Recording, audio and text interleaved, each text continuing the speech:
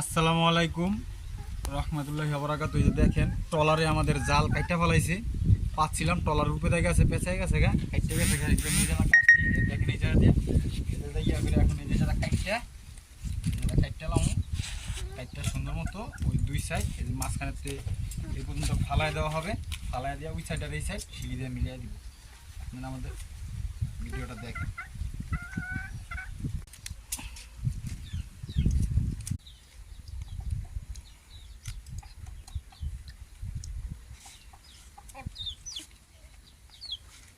এই জায়গাতে কাইটটা ফালাই দিলাম, একটু এই জায়গা অনেক কাইটটা কুটে গেছিল গা, ফালাই দিলাম, ফালাই দিয়া এখন এই যে এটার সাথে এটার সাথে এই যে মিলাই দিন। দেখেন ভাই মুরগির বাচ্চা দিতে আছে, মুরগির বাচ্চা ভিতরে দিতে আছে, কেন মুরগির বাচ্চা দিতে আছে।